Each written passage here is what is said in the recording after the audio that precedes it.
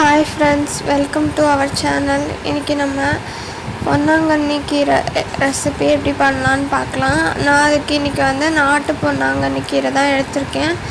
நல்லா இதை க்ளீன் பண்ணிவிட்டு அலசி எடுத்து வச்சுக்கலாம். நல்ல இலையாக பார்த்து எடுத்து வச்சுக்கலாம். இப்போது ஜாரில் 1 ஸ்பூன் சீரகம், 2 வரமிளகா, அப்புறம் கொஞ்சம் தேங்காய் கட் பண்ணி எடுத்து வச்சுருக்கேன். இதெல்லாம் நம்ம அரைச்சிட்டு வந்துடலாம். பாசிப்பருப்பு 1/2 கப் எடுத்துக்கோங்க. நான் அரைச்சிட்டு வந்துட்டேன். அந்த பேஸ்ட்டு தான், தண்ணி ஊற்றி அரைச்சிட்டு வந்துடலாம். ஒரு குக்கர் எடுத்துகிட்டு அதில் அந்த பாசிப்பருப்பு ஆட் பண்ணிக்கணும். நம்ம எடுத்து வச்சுருக்கிற பாசிப்பருப்பு ஆட் பண்ணிவிட்டு நல்லா வாஷ் பண்ணி எடுத்துக்கோங்க. ஸ்டவ் ஆன் பண்ணிவிட்டு அதை குக்கரை ஸ்டவ்வில் வச்சுருங்க. வச்சுட்டு அதில் தண்ணி ஆட் பண்ணிக்கணும். வாட்டர் ஆட் பண்ணிவிட்டு பூண்டு 8 பூண்டு எடுத்துருக்கேன், அதையும் இதோடு ஆட் பண்ணிக்கலாம். அப்புறம் 1/4 ஸ்பூன் மஞ்சள், தேவையான அளவு உப்பு, அப்புறம் ஒரு வெங்காயம்,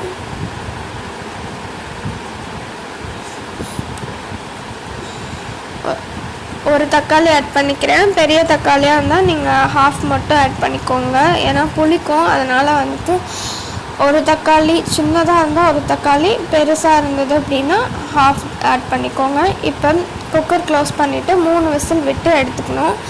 3 விசில் விட்டு எடுத்துகிட்டு வந்துட்டேன். இந்த மாதிரி தான் இருக்குது. பருப்பு வேக்கிறதுக்காக நம்ம அந்த மாதிரி பண்ணுறோம்.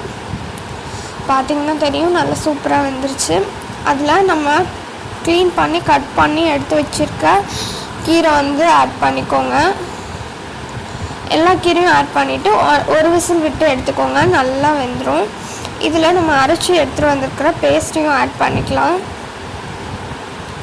கொஞ்சம் வாட்டர், நம்ம பேஸ்ட்டை வாஷ் பண்ணி அந்த வாட்டரை ஆட் பண்ணிக்கிறோம்.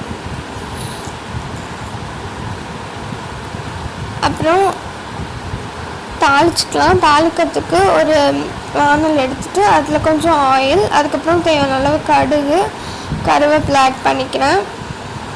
கடுகு உளுத்தம்பருப்பு ஆட் பண்ணிட்டு கருவேப்பிலை, காஞ்ச மிளகாய் 2 நாக்கிலே எடுத்து ஆட் பண்ணிக்கிறேன்.